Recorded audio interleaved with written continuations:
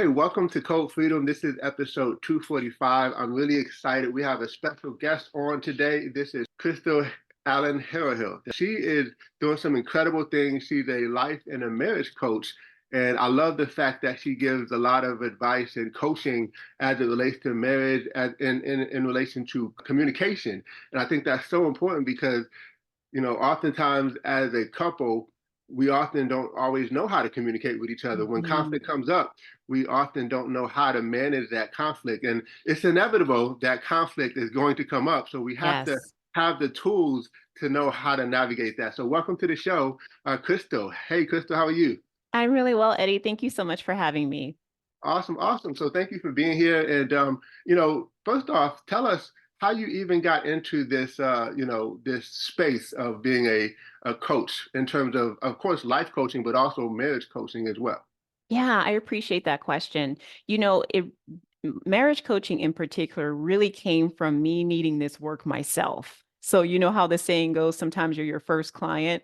And that really was the case for me getting into marriage coaching. But first, as a coach, I was a coach for many years as a business coach, and I had a very small niche as a real estate transaction coordinator, and I would teach like other stay-at-home moms how to start their business from home and that type of thing. And I knew that that wasn't the business that I was going to ultimately end up in one day. And I decided to join this program where I could learn more about life coaching. And after being in that program for a little bit, I decided to get certified. So I went through a 6-month certification process, and that really changed everything for me. So when I certified from that program, that's when I made the switch from business coach to marriage coach. And divorce is a part of my story. So I had a divorce many years ago. I took some time off, definitely in between getting out there and dating again. And I told myself that I really wanted to be intentional when it was time to date again. And of course, have the second marriage stick, right? And so, the work that I did in that life coaching certification program was so powerful because it actually allowed me to see where I needed to take accountability, right, for how I was showing up. And it also allowed me to see some of the behaviors and habits and defaults that I was engaging with even in my second marriage, which is my current marriage. This year is our 10-year anniversary, actually.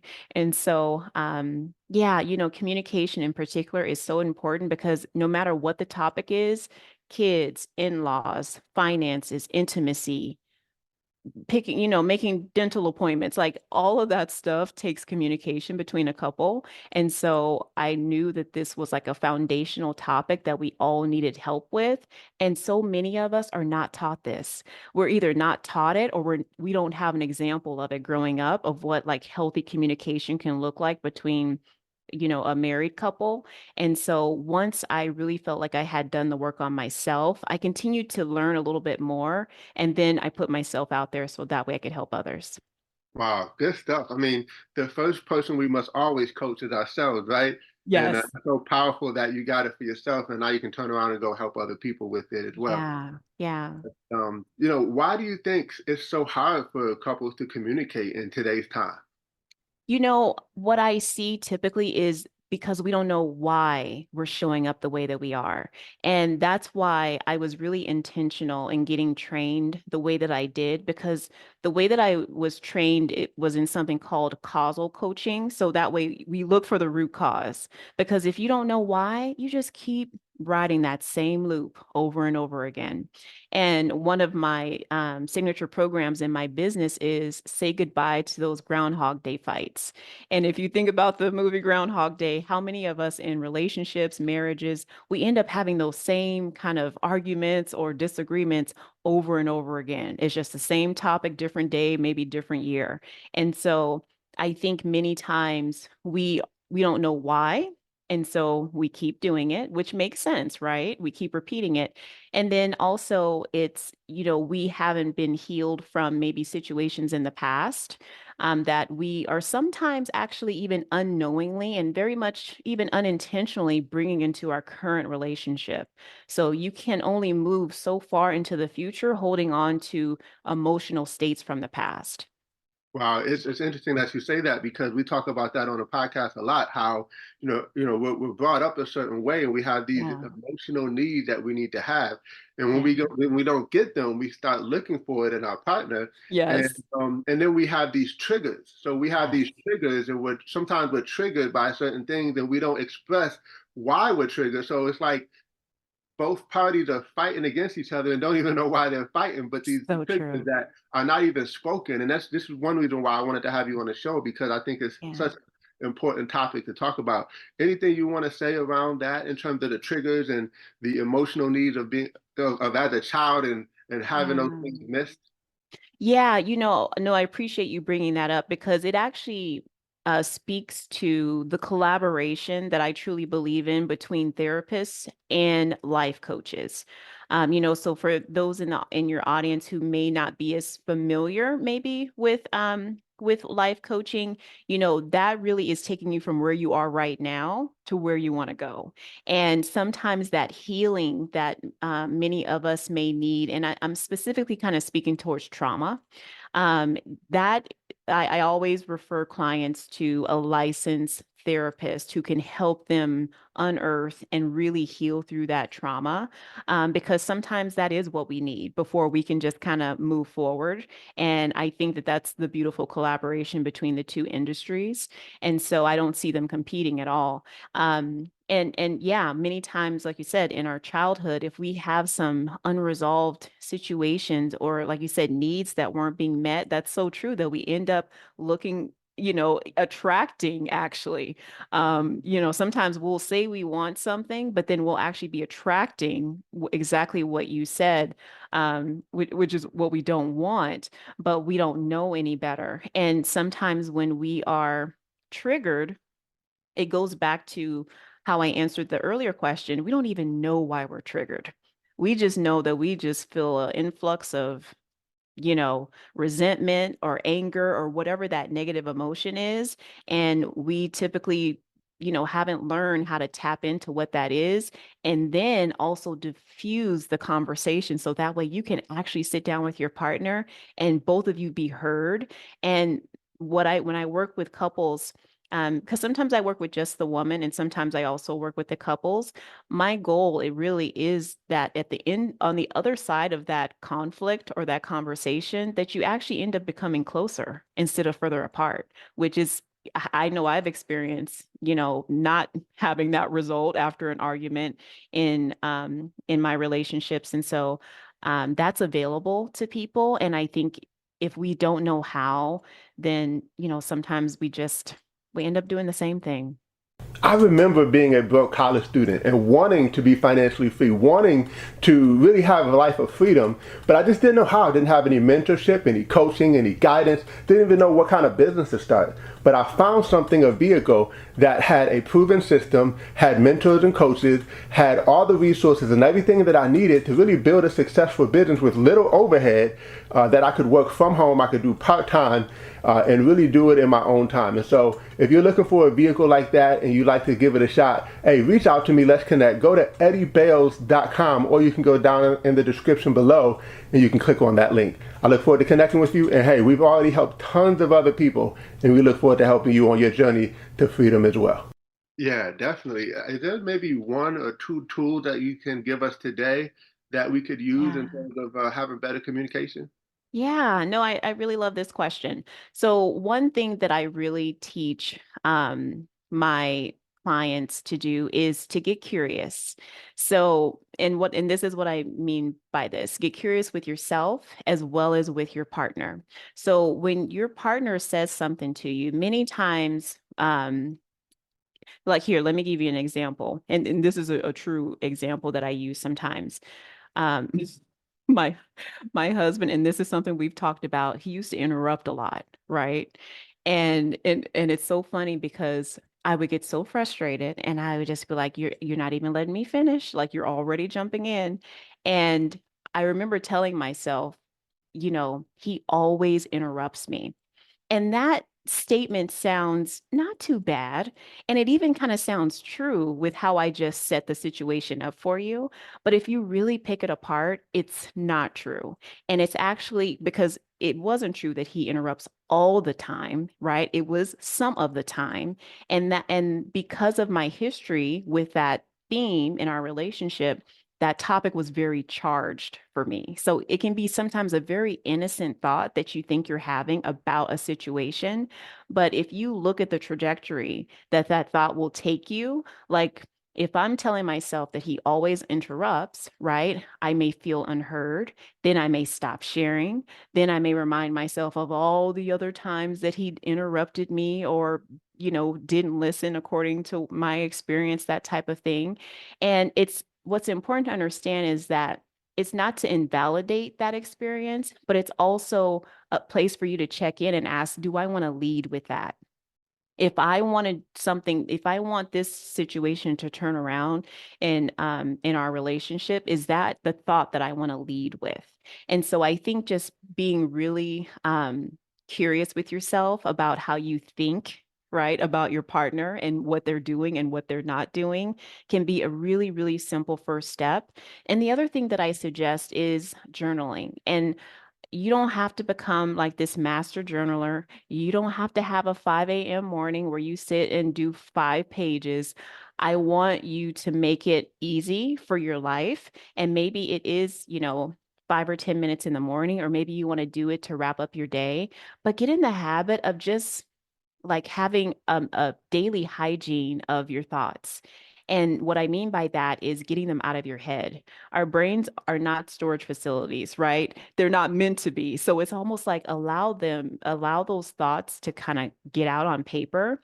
And what you'll find is that sometimes something that seems so big in your head, once you get it like on black and white and you maybe think about it a little bit more, it's not so big anymore. And sometimes it will still feel big. And now you have a chance to think of it more critically, maybe to think of it more factually, because sometimes, like that example that I gave, there was a lot of story include surrounding the facts, right? And so I think just allowing yourself to tap into the true facts of what's going on can be really, really helpful. Wow, that's so good. That's so good. And it's Yeah. very introspective because we could Yes. often project things Mhm. onto our partner instead of just looking at ourselves. Yes. I'm really big on journaling myself. Uh, Okay. so it's so important because like Yeah. sometimes we just got stuff we need to get off our chest and sometimes Yeah. share it with anybody. So just to be able to at least put it on paper and be able to dissect our thoughts, I think Yes. is important. Yeah. Yes, I like that. I'm happy to hear that you journal and that's a habit that, you connect with because it really is so powerful. And you know what's interesting too, and Eddie, you may have experienced this as well. I know sometimes I'll journal things and not even just about my husband, it could be about anyone or any situation. And maybe it was something that I felt like I really wanted to communicate or share. But after having some like personal time, like quiet time with my journal or in the word, I'll be like, you know what? I don't really need to share this. This can stay between me and God or me and the journal or, like this isn't something that I want to bring forward. But there will be times that the answer is yes, you do want to talk about it. But it can be really powerful just to have that conversation with yourself first and get clear on that topic with yourself first before you bring it to your partner. Yeah. Oftentimes, I'm asked about certain products and things that I use, whether it be for social media content, whether it's exercise equipment that I'm using, or even books that I'm reading. I'll constantly update you if you want to know some of the things that I use. You can go to the Amazon store at the link below, and I'm happy to share some of those resources that have been very helpful and even life changing. Some of the books that I've recommended over the years, I'll put those books in the link, and I'll constantly make sure that I keep that updated for you. So take advantage of it, and I hope you enjoy. Is there like a situation you could think of where you maybe have coached somebody on some things and you saw like a great result as a result of it? I'd love to hear maybe a quick story because Yeah. it could be inspiring hearing how you have helped someone else. Yeah, no, thank you for that. So the case study that I have permission to share, and you'll hear me, if you've listened to my podcast or anything like that, you may have heard me share. It was this beautiful woman who came to me, and the way that she described her marriage was dull. Right? They had been together for some time, and she just felt like, she had been evolving. He had been too, also to a certain degree, but she was seeing that interests were different, right? Social desires were different. She was wanting to be just more out there and connecting with even mutual friends that they had between the two of them. And he was kind of doing the opposite a little bit. And so that particular client did a 3-month coaching package with me. And in that 3 months, we really were able to just kind of unpack why she was feeling the need for him to show up in a way that he wasn't, right? And so many times we have, how you have like a manual for your washing machine or your dishwasher. So many times we have manuals for our spouses, and it's how they should be acting, what they should be doing, what they shouldn't do, what they should know about us, even if we don't say it, right? What they should know about us, especially if we've been together for a long time. Like they should just automatically know that, right? Right. And so we had to pack all of that. And what ultimately ended up happening with the two of them is they were able to connect on an item that they did when they first met, which was actually dancing. And that was a way for them to reconnect their bond with something that they did when they first started dating. And interestingly enough, nothing actually changed in the other areas. He still wasn't interested in doing that other stuff, but she was able to understand, like, that she could lean on her community for that. She didn't need to look at him to fill all of those roles just because he was her husband.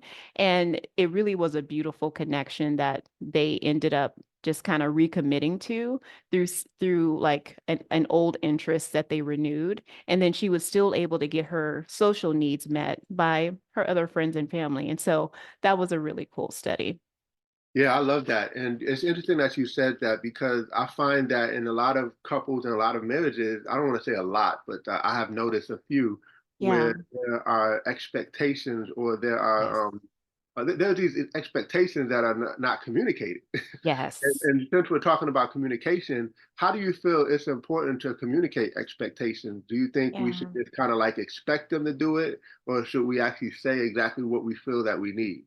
Yeah, I love this question because it is twofold in my eyes. I believe men and women, right, should always communicate the desires that they have in their relationship. However, you can't, I caution you to become outcome obsessed. And this is what I mean. You may say, I want us to start doing this, or whatever the request is.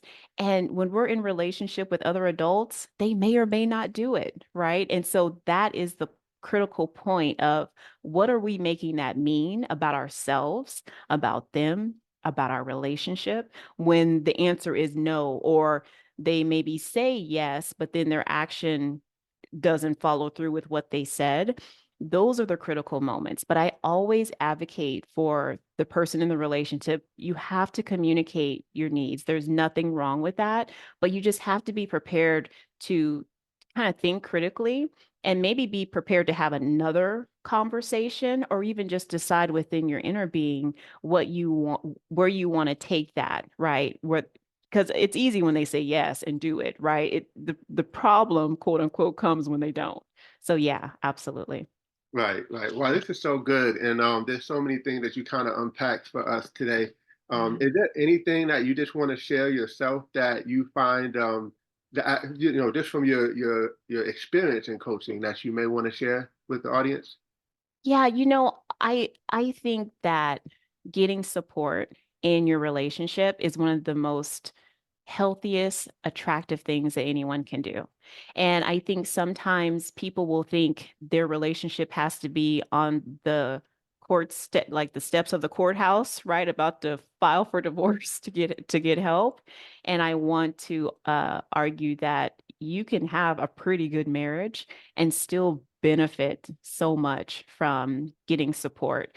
So of course, if the marriage is rocky, then yes. But I think I just want to encourage everyone that even if you feel like we have it pretty good, because I know that that's how I even described my marriage for a really long time. But it's like, why not see if it can get a little bit better, like nothing wrong with that.